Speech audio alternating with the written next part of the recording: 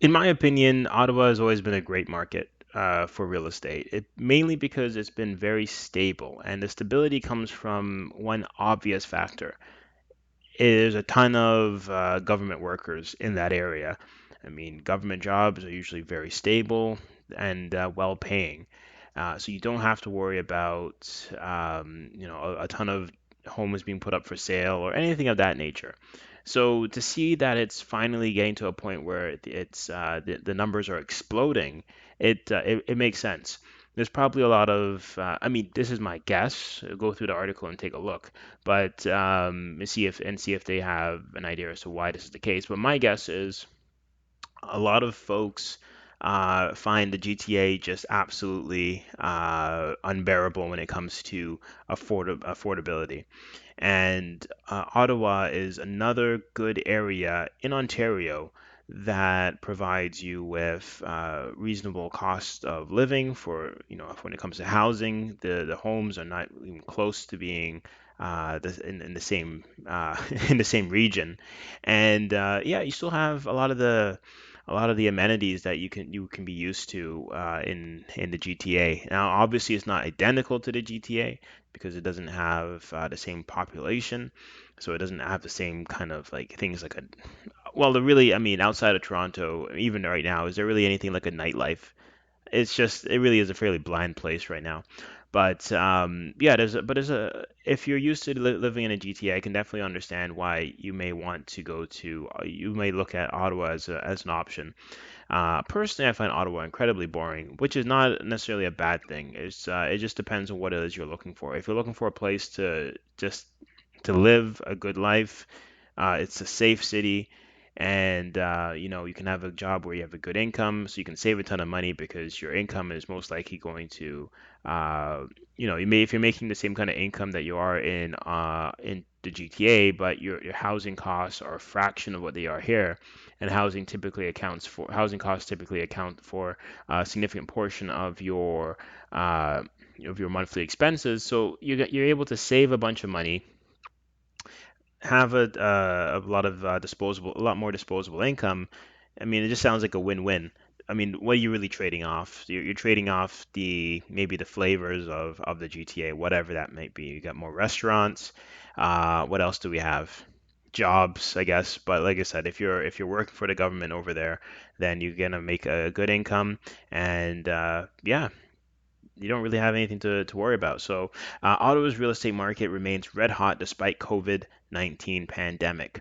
Average price for a condo sits at 383. I think in Toronto it's closer to 500. A little bit over 500. And while freehold homes 592. I mean, that's a stark difference.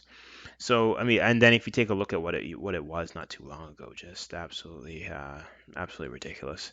Anyway, so Ottawa's real estate market remains red hot despite economic uncertainty and caused by the COVID-19 pandemic.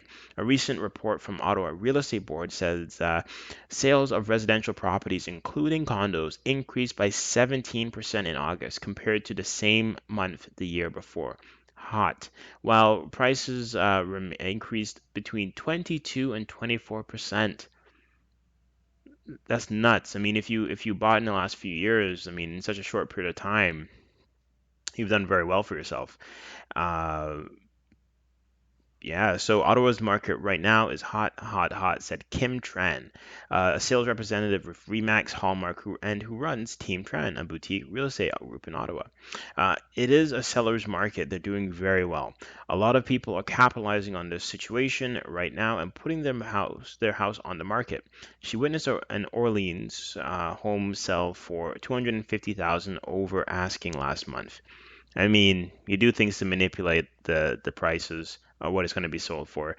She said part of the reason of the high prices are relatively low ask. Yeah, there we go. Prices in the suburbs. The housing price to start with is very conservative. It's not that high. So right now, it's really just catching up, and a lot of people find there's more value out there.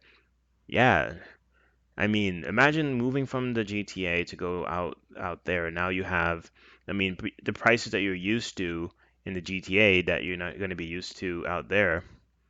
It's going to be it's a fraction. So you're going to have a lot of buying power.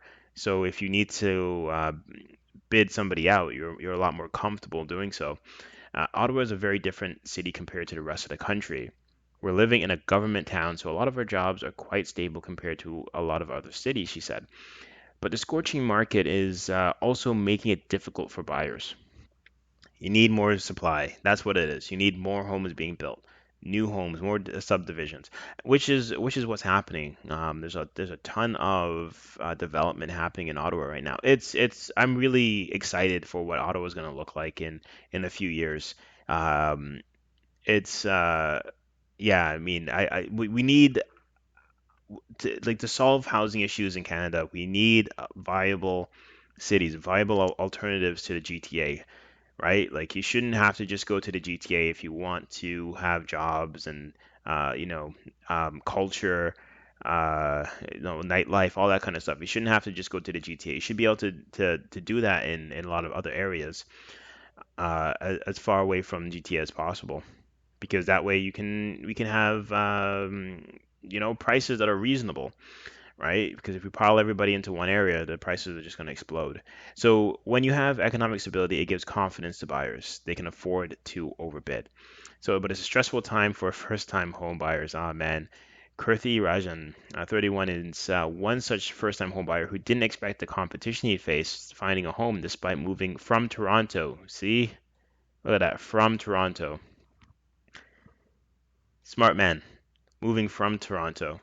But like it just kind of just goes to what I was saying earlier, right? This just makes sense. People move from the GTA, go out to Ottawa, but I think the issue is he thought he was the only one. There's a lot of people like that. We have like a really herd mentality. Like we see opportunity, we all move towards it until opportunity is no longer there, and then we gotta move to another place. It's the pioneers that go to the place when there's nothing established, and then they start to build it up, and then they get the majority of the benefit out of that. But I think he's still gonna do very well, right? But I guess he just really wasn't expecting the competition that he saw. Put in offers on 7 to 8 homes. Oh wow, but I guess and then they finally got one. Wow, yeah, that must have been super annoying.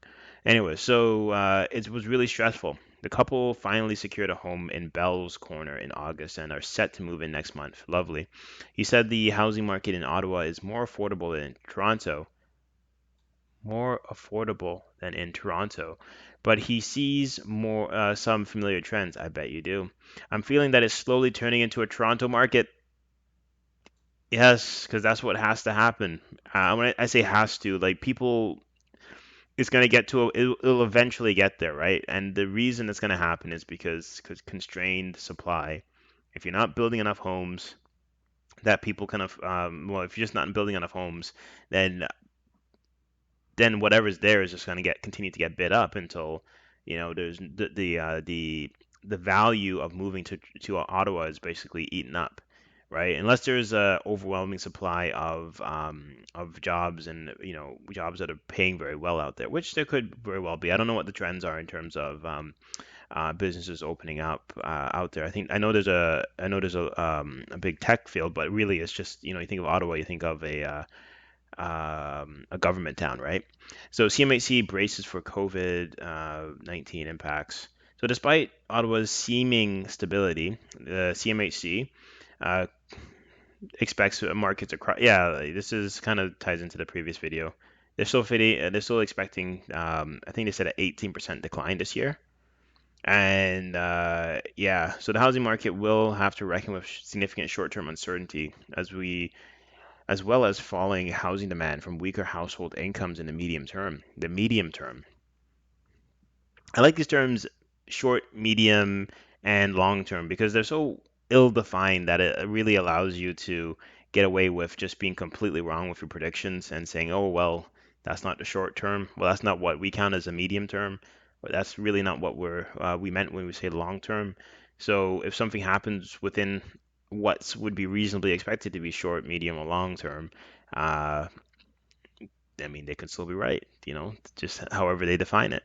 Now, because it's not defined here. Now, they may have some CMHC may actually have outlined on the website or somewhere what exactly they mean when they define those time periods. But I just think it's interesting. Instead of saying like 18 to 24 months or something, they say short term, long term, or medium term. Anywho, so that's basically it. So, um, would you want to move to Ottawa? I think Ottawa, like, there's still value there, right? Like, it's not like the market is hasn't. I mean, it's hot, but there's so much room to go. Like, we see what happened with Toronto. The where is the ceiling, right? Where is the ceiling? A lot of people still want to come to Canada for whatever reason. And they're getting crowded out of the GTA. You're going further and further away from Toronto, and even the way they build these areas up, they're not really. They feel like there's some islands, like you go up to Orangeville, beautiful area. Oh my gosh, it's absolutely gorgeous. But you go, with the parks that they have out there, so beautiful. And but you go up there and it feels like you're driving to an island, right? Like it feels like it's fairly separated from everything else. But I guess like it just takes time for these things to develop. But in terms of the commercial spaces, restaurants, and all that kind of stuff that get developed there, you just kind of I don't know. I feel if sometimes you just go to these cities and they feel more like just rows and upon rows of houses, and they don't really necessarily have like a lot of culture or activities to do. And I feel like that's what's happening with downtown Toronto. Like they I don't know. I'm not the clubbing person anymore. And but like just even having nightlife and all these restaurants and just nice places to go and things to think of, like activities to think of to do. I know they when you go further north from the downtown core, there's a lot of stuff, but I don't know. It's just these places just don't excite me. Toronto used to be so exciting to me, like 5, 10 years ago. Oh, damn. 10 years ago. And yeah, it just maybe it's just a shift in desire, shift in taste, but I think just not it's just not as attractive as it used to be, right? Which is I guess happens to all of us as we get older, right? So anyways, that's the way I'm looking at it. I mean, is Ottawa on your map? Is it on your radar right now? Is that an alternative to you, or are you like focused on the GTA only? Like what is it that would get you to move to Ottawa? Is there anything that they have to offer? So let me know in the comments. And what is it you have to start saying? Share, like, and subscribe if you find this of find it fun or any value. All right, well, you have yourself a great rest of your day. Peace.